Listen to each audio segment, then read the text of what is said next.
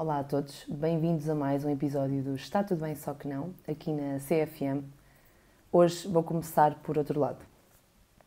Nem sempre se nota, às vezes, quem mais sorri é quem mais está a sofrer por dentro. A depressão não avisa quando chega e o silêncio pode pesar mais do que qualquer dor. Se estás cansado, a sentir que não há saída, respira. Tu não estás sozinho, nem sozinha. Pode não parecer, mas há sempre alguém que se importa. Pedir ajuda não é sinal de fraqueza, é um ato de coragem. E se estás a ouvir isto, por favor, fica, porque a tua vida importa muito mais do que imaginas. Olá a todos e bem-vindos ao Está Tudo Bem, Só Que Não. Hoje vamos falar sobre um tema difícil, mas absolutamente necessário. Claro que ainda há muito para falar sobre a ansiedade e vamos falar muito sobre ela, mas hoje decidi virar a página. Depressão e suicídio será esse o tema de hoje. Sabemos que pode ser desconfortável ouvir ou até falar sobre isto, mas é precisamente esse silêncio que pode custar vidas. Este episódio não pretende de todo substituir apoio profissional, mas sim criar um espaço de escuta, partilha e compreensão. Se tu ou alguém que conheces estiver a passar por uma situação destas, por favor, procura ajuda. A minha convidada de hoje é especialista na área, a Vanessa Pinto. Olá. Olá, Beatriz. Tudo bem? Obrigada.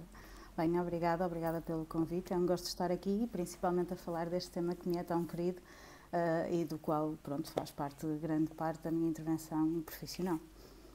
Muito bem. Não sei se queres apresentar um bocadinho do que é que fazes. Faço. Já disse que eras psicóloga, não é? Exatamente.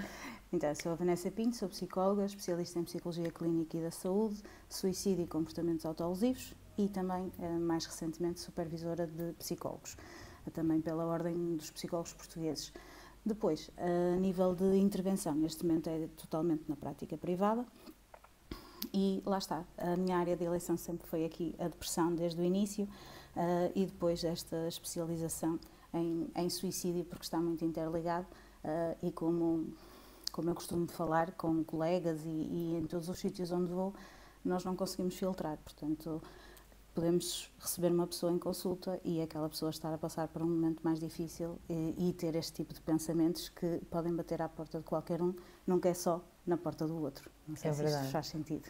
É verdade, e nós, para tentarem perceber, claro que isto começou por ser Está Tudo Bem Só Que Não, cresceu devidamente mas para a ansiedade, e nunca foi um título escrito ansiedade no título, é o que eu quero dizer, para também podermos abranger e falar sobre outros temas e desmistificar outros temas relativamente à saúde mental e outras coisas, não é?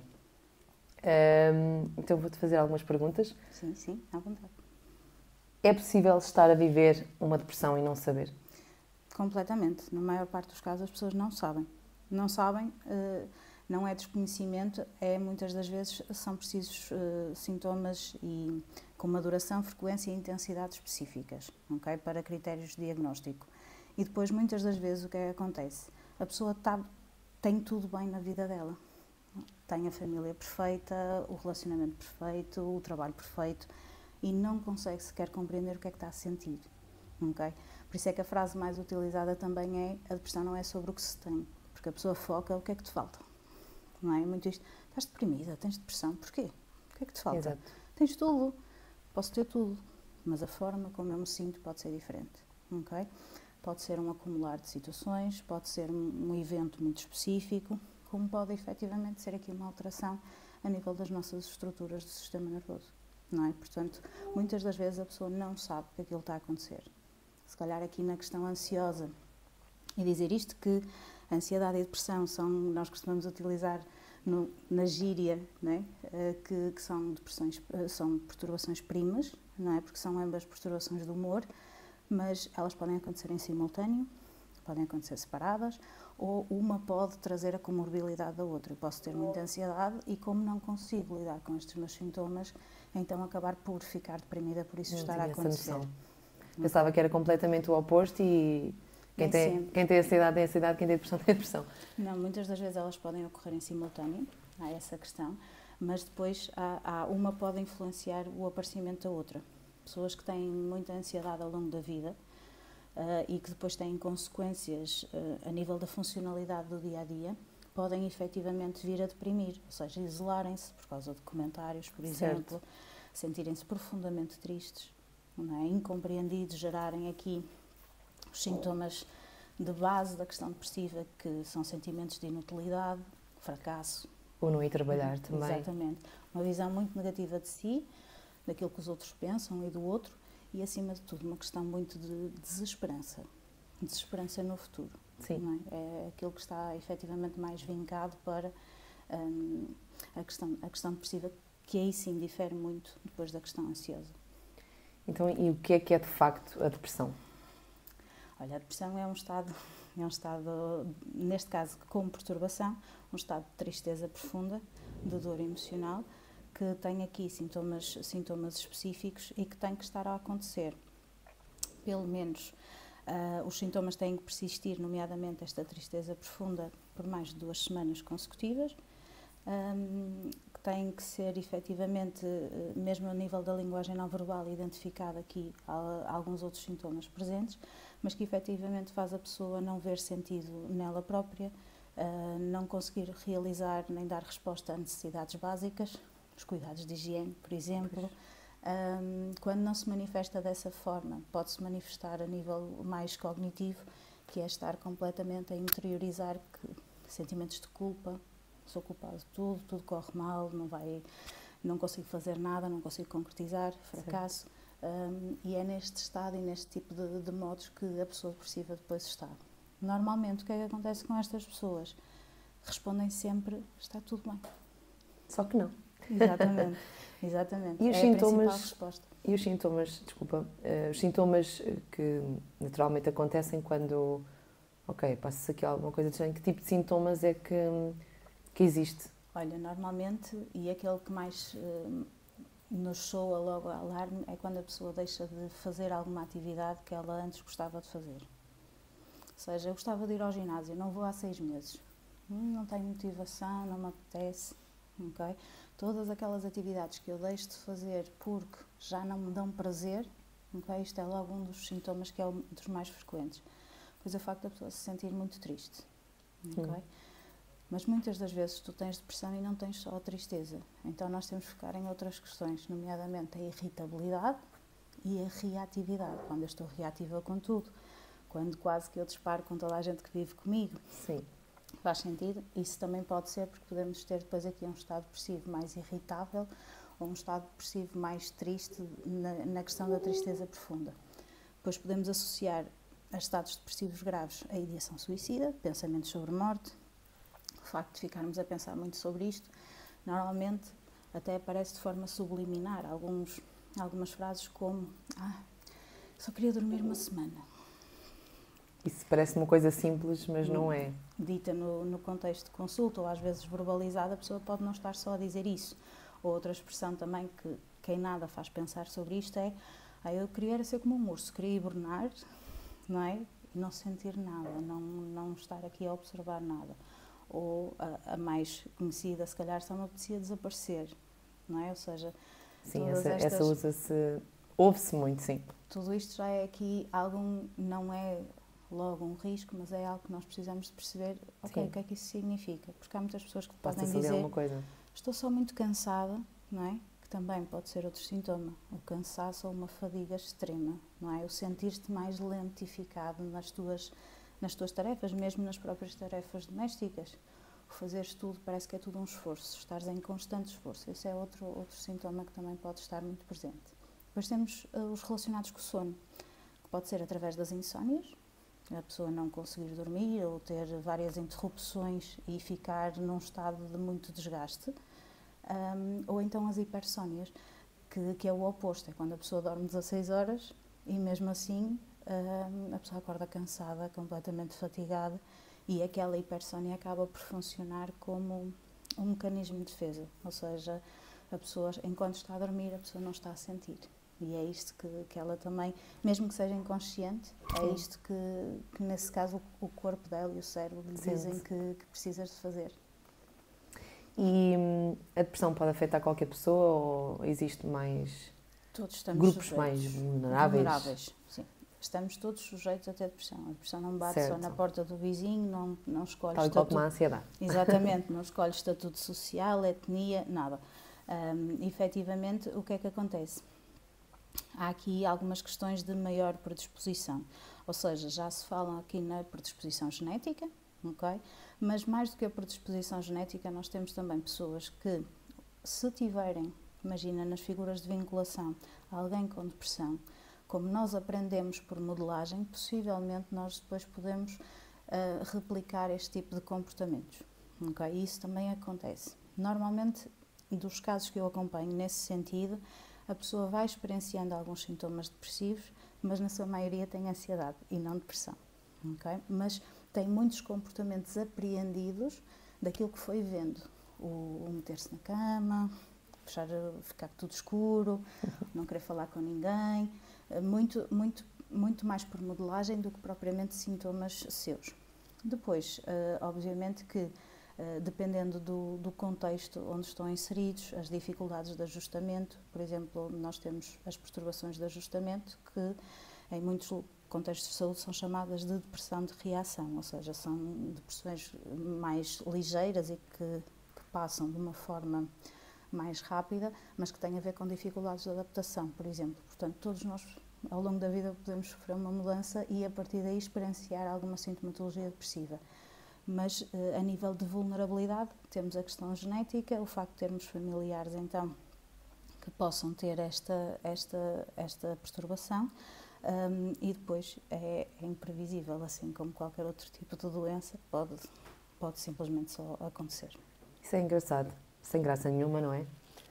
Pessoas que nos podem estar a ouvir agora podem estar a pensar, ok, se calhar eu já tive depressão. Estou a dizer isto porque isso veio-me à cabeça. Eu, há 10, 11 anos atrás, também me fechei em casa e nem os meus tios abriam a porta. E hoje, por acaso, disse uma frase, penso que já estou mais que para o lado depressivo, já não é? De facto, é mesmo ansiedade. E hoje, por acaso,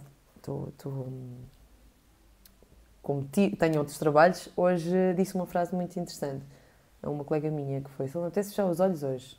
Estou assim, cansada, só me apetece chegar a casa, dormir 2 horas e fechar os olhos. Ok. Mas isso Uma não coisa tem normal. que ser. Sim, perfeitamente normal. Uma questão. Porque eu estou assim, à mesma, estou fresca e fofa. Aqui a questão é, todos nós passamos por momentos de maior cansaço ou em que estamos fartos de ouvir determinadas coisas, certo. Não é? E de falar com pessoas. Uma coisa é o nosso próprio autocuidado, o nosso próprio momento connosco próprios, ok?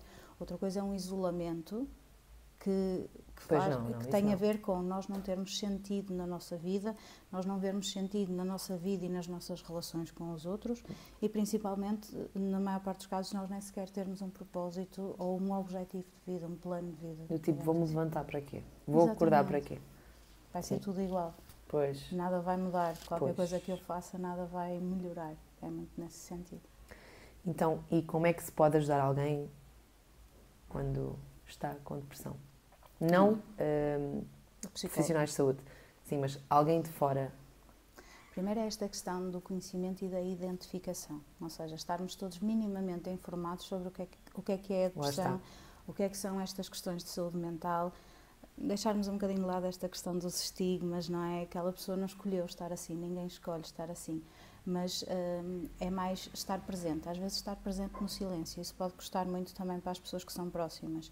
Muitas das vezes as pessoas que são próximas têm esta ânsia de, ok, o que é que eu faço? Não é? E agora, o que é que eu faço? Às vezes até para o próprio psicólogo pode ser um bocadinho difícil chegar àquela pessoa dependendo do estado em que ela está, okay? Do estado depressivo em que ela está. Então aqui a ideia é ir perguntando como é que estás hoje, não a típica pergunta de estás bem. Tendencialmente a pessoa vai-me dizer que sim, só que não é? Mas tentar estar presente, tentar não... Faz isto, faz aquilo, vai sair, vai... Olha, vou ali, queres vir? Nada de pressão. Não é? Porque isso só vai fazer com que a pessoa identifique mais convidativo. Se a pessoa não quiser ir, olha, então posso ir para aí, posso estar contigo, não precisas dizer nada, posso estar só presente, não é? Para a pessoa não se sentir sozinha, não é? Como estavas a dizer no início, muito bem, para a pessoa não se sentir sozinha, porque é isto que a pessoa sente todos os dias, não é? Que está sozinha a lutar com aquilo, não sabe o que é que vai fazer, que ninguém a vai conseguir ajudar. Mas às vezes sentirmos-nos amparados é aquilo que vai fazer com que não nos sintamos com aquele desamparo, com aquele desespero, com aquela desesperança de que, espera, afinal, se calhar posso contar com alguém, não é? E depois, quando surge a oportunidade, aí sim, olha, não seria melhor teres acompanhamento? Eu vou contigo à primeira consulta, ok? Mas e se eu tiver que ir para o psiquiatra e tomar medicamentos? É exatamente como todas as outras questões, as pessoas tomam medicamentos. E eu acho, e falando nisso, acho que é importante dizer também que as pessoas não têm que tomar medicamentos a vida toda. Claro, não é? Há pode casos ser só e uma casos. fase. Sim, exatamente, e informarem-se também sobre isso. Aqui a questão dos antidepressivos, dependendo de caso, obviamente, mas entre 6 meses a 1 ano, portanto, pode-se fazer um processo totalmente limpinho. Depois faz-se o tal desmame. Exatamente, exatamente. E agora as medicações também estão muito mais... Estão melhores, não causam tanta habituação. Isso já nem se coloca em causa quando recomendamos a alguém, o psiquiatra. O tal vício. Sim, exatamente. Por isso, acho que é totalmente seguro as pessoas que quiserem tratar delas procurarem este tipo de ajuda, tanto na psicologia como no psiquiatra. E como é que é viver? Ok, não estou a perguntar diretamente para uma pessoa depressiva, não é? Mas como é que é viver uma depressão neste mundo que muitas vezes não é compreendido? Pronto, não há assim... Ok, não tens depressão, levanta-te, sai daí... É um mundo que não é compreendido. Sim, é quase que tens muitas das vezes as pessoas a estrangular isso dentro delas próprias. Mas para dar aqui uma explicação, pegando só na primeira parte da tua pergunta, como é que é viver com depressão, é imaginarmos isto tudo à nossa volta, não é? Nós conseguimos ver cor, nós fomos lá fora, estava incrível, os passarinhos... E vemos preto. É tudo preto e branco, okay. Não é? É tudo preto e branco. E daí também a pertinência, se calhar, aqui de falarmos hoje um bocadinho sobre isto, que é, estamos em junho, não é? Sol, passarinhos a cantar, os rios a correr, as pessoas bem dispostas, com roupas coloridas. São também os meses onde existem mais tentativas de suicídio, porque a pessoa não aguenta esta confrontação com a realidade. E eu acho que era isto que era importante mencionar. Que as pessoas usam muito a frase de veio um sol, passou uma depressão. Ok. O sol, a luz natural é importante para melhorar aqui os estados depressivos, para fazer prevenção de recaída. Mas se a pessoa estiver numa fase ativa da depressão, pode ser muito contraproducente, não é? Era aí que eu queria chegar. Entender a depressão foi o primeiro passo. Mas e o suicídio? Olha, pode estar aliado a outras perturbações, ok? No topo temos a questão depressiva, ok? Dar essa ressalva. No topo temos a questão depressiva, depois problemas de álcool, toxicodependências, esquizofrenia nos primeiros anos, quando a pessoa tem que lidar com o diagnóstico e por aí adiante. E são sinais de alerta? Sim, a ter em consideração, sim. Tinha aqui na minha cabeça um exemplo que é, primeiro mencionar que às vezes as pessoas pensam que não, mas o suicídio é a segunda causa de morte nos adolescentes, ok? E a terceira nos adultos. Portanto, é importante darmos atenção a isto. E deixar aqui também, em tom de brincadeira, vou-te perguntar a ti, não é, Beatriz? Sabes assim mais ou menos quantos, sem ler, quantos suicídios acontecem mais ou menos por acaso não descrevi nada disso. Em Portugal, por ano, por exemplo? Em Portugal? Sim, em Portugal. O exemplo é mesmo para Portugal, estamos cá, então vamos falar sobre a nossa realidade. Gosto muito de adivinhar. Vou-te dizer 10 mil? Não. Felizmente mais. Não. Felizmente não. Mas vou-te dizer que em Portugal, neste momento, já foram mais. E 10 mil é muito, realmente. É muito. Desculpa, Queres parei o raciocínio. Não quero reformular porque eu não gosto de dar 2 respostas. Ok. Boa. Quero saber a resposta. Em Portugal, por ano, aquilo que está estudado relativamente aos anos anteriores é 900. Ok? Agora outra questão. Agora que já percebemos em que patamar é que estamos... Só um 0. Sim. Agora imagina, quantos acidentes de viação, acidentes de carro, é que acontecem por ano em Portugal? Assim, daquilo que tu vês nas notícias, agora, tu achas como que são não mais, quero responder. mas achas que são mais ou menos só isso? Mais menos. acidentes de viação Menos. ou mais suicídios? Mais suicídios. É um facto. Registado temos cerca de 500 e poucos acidentes de viação. Mas se formos a ver ao alarido que se faz na comunicação social, por exemplo, nada contra, mas parece que existem imensos. Sim. Não é? Mas existem 900 suicídios. 912 ou 914. Sim, dão tanto alarme aos acidentes, não é? E não depois não... Não se pode também comunicar e falar. Eu acho que mais importante do que falar sobre suicídio é também saber falar sobre suicídio, não é? E então, aqui não se pode dar muito alarido, mas efetivamente há esta diferença também. Estes pensamentos podem ocorrer então com mesmo o desejo de morte, a realização de um plano e eventual concretização ou não, mas normalmente começam também por pensamentos muito recorrentes de não estou aqui a fazer nada. Sim. Não, nada vai importar. Exatamente por isso. Como é que nós... imagina, nós estamos com uma pessoa que diz não estou aqui a fazer nada, quero acabar com a minha vida. Que tipo de reação, o que é que nós podemos fazer para travar isso? Por exemplo, olha, imagina que estás no teu grupo de amigos e alguém te diz isso. Se calhar, a minha recomendação seria, quando tiveres a oportunidade de estar com essa pessoa um bocadinho à parte, perguntar-lhe, olha, há bocado disseste aquilo, fiquei preocupado contigo. Ok, sentir-se apoiado. Exatamente. Queres falar sobre isso? Já falaste com alguém sobre isso? Precisas que vá contigo a algum lado? Podes-me ligar. Okay? Mostrar esta presença, estar ali com a pessoa, para a pessoa sentir que, ok, espera, não faças nada sem antes falar comigo. Não é? Isto por si só já pode ser aqui um fator protetor para aquela pessoa, para impedir que ela tome a decisão, não é? Que ela também tem direito de a tomar, não é? Mas tentar aqui dissuadi-la, porque no fundo, normalmente quando a pessoa também diz isso, ela está só a dizer que está a sofrer, não é? Ela está só a expressar a sua dor de uma forma menos explícita, mas o que também nos dizem os estudos é que no mês anterior às tentativas também há uma recorrência ao médico, ou ao médico de família, ou exaustão, ou outro tipo de serviço de saúde. Sem ser psicologia. Exatamente. Mas muitas das vezes não é detectado, porque não é assim tão visível quanto isso. Eu já na minha altura, quando andava na escola, isto já há 12 anos, escola normal, 10º primeiro, nono, não me lembro bem, houve um caso de suicídio num prédio que estava abandonado e eu estava a ter uma aula e aquilo estava tudo, aquele aparato todo na janela.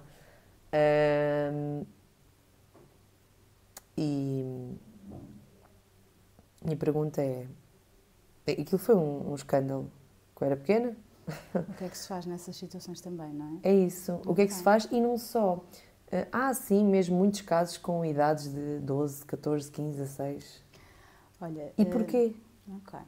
Dizer-te primeiro de uma forma que é muito triste, mas a resposta a isso é sim, existem. Mas dar aqui também as boas notícias e aproveitar este espaço para dizer isso. Existe uma iniciativa a nível nacional, que é o programa Mais Contigo. Okay. Mais Contigo. Mais Contigo, sim. Se calhar punhamos depois na descrição. Sim, é uma questão de procurarem, que dá formação a profissionais que estão ligados com escolas, com esta população adolescente também. Está por todo o país e nas ilhas, portanto é uma iniciativa muito boa que nos mostra os resultados em que quando fazem intervenções, neste caso nas escolas, que é uma questão de pós-venção, ou seja, após ocorrer o suicídio, tentar aqui trabalhar todo o impacto que isso tem na comunidade, neste caso nas escolas, com professores, com colegas, ou seja, há todo este trabalho, obviamente que mediante aceitação e essas questões todas, mas é um programa que já está connosco há alguns anos e que tem aqui os seus representantes e fundadores da Universidade de Coimbra, que faz formação a enfermeiros, professores, auxiliares, portanto, acho que é uma ótima iniciativa de divulgarem, porque efetivamente isto acontece. Muitas das vezes, aquilo que eu posso dizer é, os adolescentes normalmente até começam com a questão autolesiva, como escapa a esta dor, não é? Porque a questão é esta, é uma dor tão tão inimaginável e tão insuportável que a pessoa pensa que a única alternativa é mesmo aquilo, não é? Então, aquilo que nós precisamos fazer é só, ok, essa alternativa pode existir, mas essa alternativa é a última, nós temos que ter uma pilha, uma resma de folhas brancas por cima. A última diz isso, não é? Então vamos gastar as outras todas. Já fizeste terapia, já foste ao psiquiatra, já tomaste medicação, já falaste com alguém, já adotaste um animal de estimação, ou seja, várias linhas de apoio. Várias outras coisas que te possam ajudar a não sentir aquela dor. Para aquela não ser a única opção que tu tens, gerar opções, ok?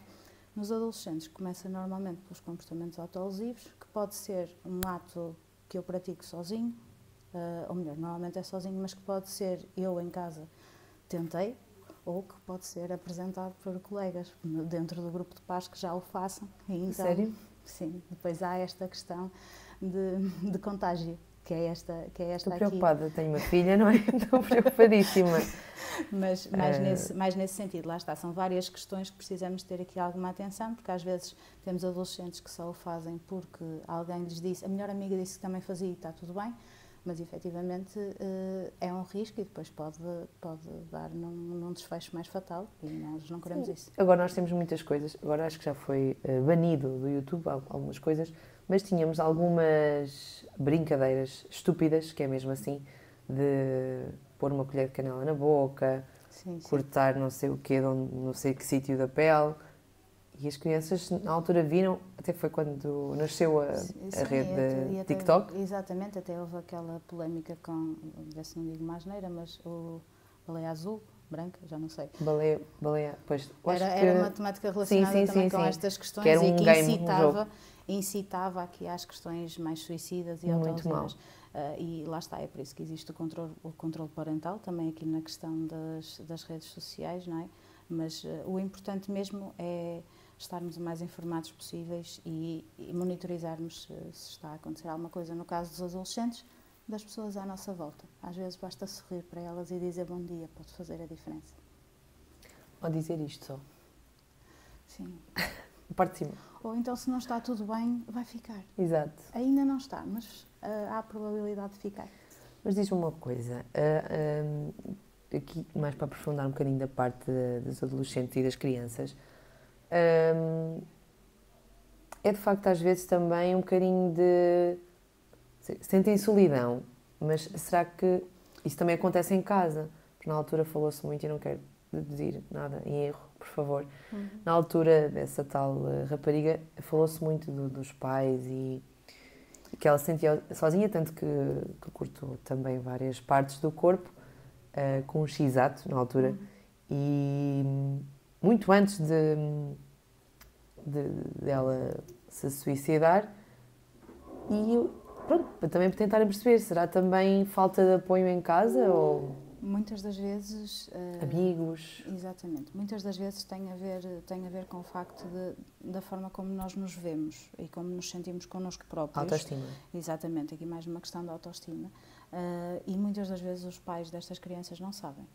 Okay? Portanto, também não querendo ser injusto, todos podem ter contextos familiares difíceis, histórias de vida difíceis, mas uns mais que outros. E não percebem no dia-a-dia. Mas efetivamente não se aperceber. Por outros, dependendo, lá está, do que acontece em casa, podemos estar perante aqui algumas questões mais negligentes ou não, mas efetivamente, independentemente de qualquer seio familiar, acho que ninguém quer que os filhos façam mal a eles próprios, e se pudessem travar esse assunto também fariam tudo para o travar.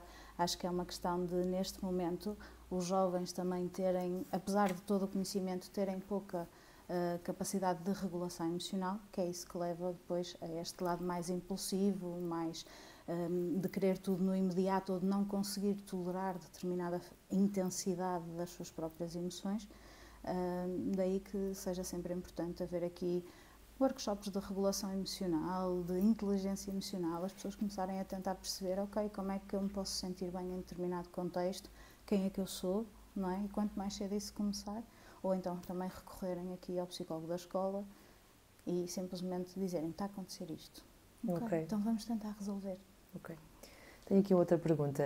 Como é que nós conseguimos, e se calhar a última, deste episódio, mas como é que nós conseguimos lidar com o sentimento de culpa? Isto é, tanto eu... Culpa familiar de alguém ou amigo de alguém que acaba por se suicidar, é isso? Também, pode ser também. Ou então eu que não consegui ajudar, vi que aquilo estava a acontecer, mas não consegui ajudar. Como é que eu também depois posso lidar com essa situação? Olha, vou-te transmitir a ti e a quem nos está a ouvir aquilo que me disseram a mim. Tu não vais ali salvar ninguém, se a pessoa não quiser ser salva. Claro. Faz sentido? Faz muito sentido. Então aqui a questão é, se nós nos apercebêssemos, ou este sentimento de culpa que tu estás a falar é muito normal ocorrer depois do suicídio já ter acontecido. Ok. Não é? Mas se eu tivesse percebido, eu tinha tentado fazer alguma coisa. Se eu não percebi, eu também não tenho que ter esse conhecimento. Se calhar eu, enquanto psicóloga, tenho aqui determinadas ações que eu vejo ou frases que eu ouço, liga-se aqui uma sirene e eu tenho uma sensibilidade para esta questão. Mas nós, na nossa vida, no nosso dia-a-dia, não somos obrigados a ter, não temos que ter, e efetivamente, se nós soubéssemos, nós teríamos tentado fazer alguma coisa. Se nós não sabemos, a única coisa que nós podemos pensar e olhar para nós é será que eu estou a ser um bom amigo para os amigos que tenho? Se calhar será que eu estou a ser um bom familiar? Será que eu estou presente quando é necessário? Porque não temos que também estar sempre, mas quando é necessário, será que eu estou? Será que também estão para mim? Mais nesse sentido de eu tentar fazer o melhor que eu posso, ser gentil com as pessoas, ser bondosa com as pessoas, dentro daquilo que também é o registro de cada um, ser empática, mas não há muito mais que se possa efetivamente fazer. Como falamos há pouco, estar presente quando identificamos, mas depois não há muito que possa fazer sem ser uma ajuda mais especializada. Certo. Porque a pessoa pode estar já a ser acompanhada e depois acontecer isso à mesma. Sim, exatamente, infelizmente sim. E depois, lá está, um psicólogo tem sentimento de culpa? Sim, muito. É isso. O psicólogo também precisa depois do seu próprio processo. Depois há sempre pessoas de fora, não é? De lado, familiares, que dizem, então, mas quer dizer, anda no psicólogo e, não é?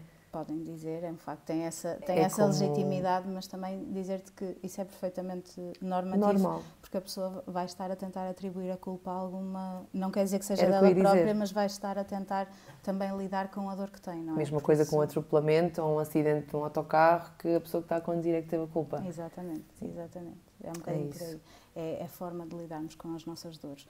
Mas o psicólogo também pode sentir culpa, o psicólogo também faz terapia, o psicólogo também faz supervisão. Falámos disso no episódio. O psicólogo também revê todos os processos, se for necessário, para perceber o que é que pode ter corrido bem, o que é que pode ter corrido menos bem, e também procurar respostas. Portanto, vai sentir exatamente da mesma forma que sentem as outras pessoas que estariam à volta dessa mesma. E todos diferentes. Porque há este impacto, exatamente. Então, olha, Vanessa, muito obrigada. Obrigada eu, gostei muito.